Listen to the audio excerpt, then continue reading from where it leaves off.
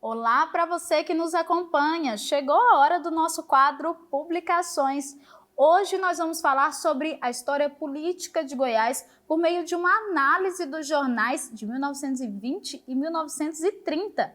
Antes eu vou fazer a minha autodescrição. Eu sou a Ana Clelma, uma mulher negra de pele clara, tenho cabelos pretos, cacheados, logo abaixo dos ombros e uso óculos. E aqui na minha companhia está o professor Cristiano Arraes, que é professor de História na UFG e também autor do livro Mobilidade Discursiva, o Periodismo Político em Goiás. Tudo bem, professor Cristiano? Seja muito bem-vindo aqui ao nosso programa, ao nosso quadro Publicações. E, professor, começa falando para a gente sobre o contexto político, então, dessa época de 1920 e 1930 em Goiás. Qual que era esse contexto aqui no estado? Bom, em primeiro lugar, é preciso observar que é um contexto muito rico, não é?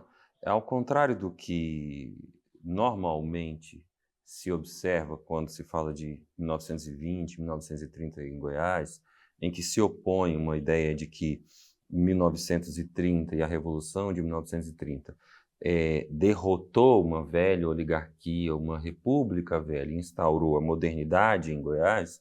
Esse período de 20 e 30 é que, na verdade, é muito rico porque ele revela uma disputa política e uma disputa por projetos de modernização que são muito fáceis de serem observados pelos periódicos. Então, nesse sentido, os periódicos eles funcionam como uma porta de acesso para a gente entender a riqueza do debate político que estava sendo estabelecido em Goiás, tendo em vista o desenvolvimento econômico e social do Estado. Existia, portanto, um debate acerca dos projetos de modernização do Estado, que são anteriores a 1930, não é? Que remetem, por exemplo, à chegada do trilho da Estrada de Ferro em Goiás, mas também uma disputa por poder entre facções de um mesmo grupo oligárquico. E como que a gente pode observar isso nesses jornais? Qual que era o conteúdo deles? Como que esse debate se mostrava nesses periódicos? Eu procurei dar vazão ao que os articulistas dos jornais, ao que os editoriais dos jornais e, no limite,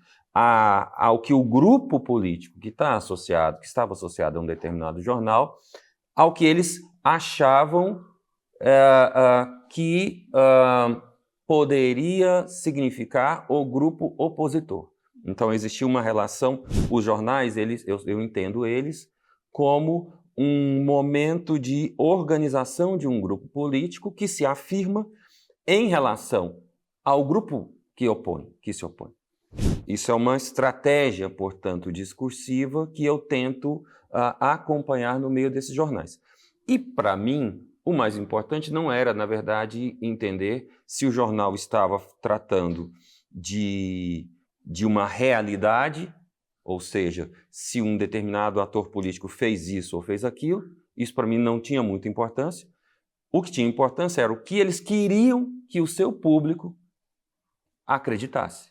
Então, por isso, a ideia aqui é de que os jornais eles têm uma capacidade de mobilizar um público, de mobilizar os seus leitores, de mobilizar as pessoas que estão lendo o jornal ou que, no limite, estão ouvindo o que outra pessoa está lendo para eles. Então, nesse sentido, os jornais funcionavam como uma espécie de força para mobilizar determinados grupos. Eu não estou interessado, portanto, em saber se a notícia é verdadeira ou não. Eu estou interessado em saber se a notícia gera impacto, coesão dentro do seu grupo político e contra um outro grupo político. E como que essa análise das décadas de 1920, 1930, desses jornais, elas podem nos ajudar a compreender essa política hoje aqui no estado de Goiás? Os jornais, os periódicos, as revistas lá e cá, eles estão associados a determinados grupos políticos. É impossível, portanto, pensar, por exemplo, esses jornais sem o vínculo com determinado agrupamento político, lá em 20 e em 30. A discussão, por exemplo, sobre transferência da capital está associado a distintos projetos políticos. Professor, muito obrigada por participar aqui com a gente, e a análise completa está no livro lá, né? O pessoal tem que ir conferir. Isso mesmo, eu quero agradecer pela oportunidade e eu recomendo que as pessoas leiam esse livro. Creio que é algo importante, é um livro importante para inspirar a pensar como é que a mídia, os jornais e os meios de comunicação constroem o mundo a partir de seus lugares políticos. É isso, mais uma vez, muito obrigado. Nós que agradecemos. E olha, você que está acompanhando a gente, para adquirir esse livro, vai lá no site editora.fg.br, tem essa aqui e outras publicações. Acesse e boa leitura!